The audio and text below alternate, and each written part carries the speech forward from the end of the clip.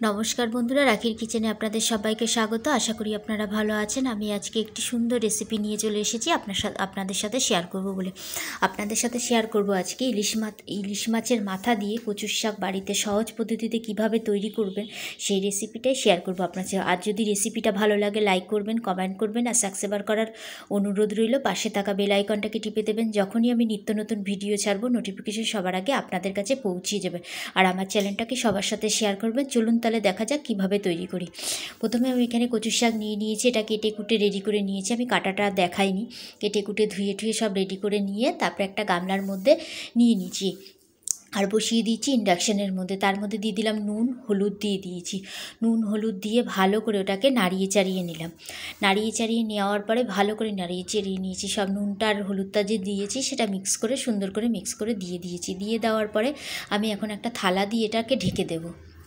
একটা থালা দিয়ে ঢেকে দিলাম সিদ্ধ হওয়ার জন্য। আমি ইন্ডাকশানে বসিয়েছি, সেদ্ধ হয়ে গেছে। দেখুন পুরো জল ছেড়ে দিয়েছে, একদম পুরো জল ছেড়ে সেদ্ধ হয়ে গেছে খুব সুন্দর করে। তারপর আমি ইন্ডাকশানটাকে বন্ধ করে দিয়ে আমি একটা ঝুড়ির মধ্যে এটাকে দিয়ে দিলাম জল ঝরতে।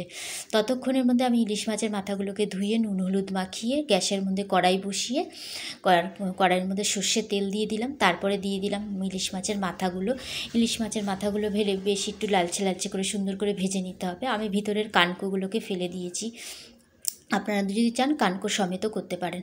এরকমভাবে ভাজা হয়ে গেল মাছটাকে। এবার আমি তুলে রাখছি, একটা আলাদা একটা প্লেটের মধ্যে তুলে রাখলাম। তার মধ্যে দিয়ে দিলাম সাদা গোটা জিরে দিয়ে দিলাম আর দুটো তেজপাতা ছিঁড়ে দিয়ে দিলাম। দিয়ে দেওয়ার পরে তেজপাতা জিরেটা ভাজা হয়ে যাওয়ার পরে যে জল ঝরানো কচুর শাকটা সেটা আমি দিয়ে দিলাম। দিয়ে দেওয়ার পরে এখানে ভালো করে আবার কিছুক্ষণ এটা বেশ ভালো করে একটুখানি নাড়িয়ে চাড়িয়ে নিচ্ছি। নিয়ে নেওয়ার পরে তারপরে এরকমভাবে সুন্দর করে একটুখানি নাড়িয়ে নিলাম। নেওয়ার পরে তারপরে আমি সামান্য একটু নুন দিয়ে দিলাম, যেহেতু সিদ্ধর সময় নুন দিয়েছি দেখে আমি অল্প একটু হলুদ আর নুনটা দিয়ে দিলাম। তারপরে এখানে 7 থেকে 8টা কাঁচা লঙ্কা চিড়ে দিয়েছি। ঝালটা আপনাদের নিজেদের পছন্দ মতন দেবেন। আমাদের ঘরে একটু ঝাল খায় দেখে তাই আমি একটু ঝাল দিয়েছি। তারপরে অনেকক্ষণ ধরে এরকমভাবে নাড়াতে বেশ দেখিয়ে দিলাম, বেশ অনেকক্ষণ ধরে নাড়াতে হবে। নাড়াতে এরকমভাবে শুকিয়ে আসবে, পুরো জলটা শুকিয়ে যাবে। শুকিয়ে যাওয়ার পরে খুব সুন্দর করে শুকিয়ে গেছে জলটা, ওইটা কড়াইতে লেগে আসছে, কড়াই থেকে উঠেও আসছে।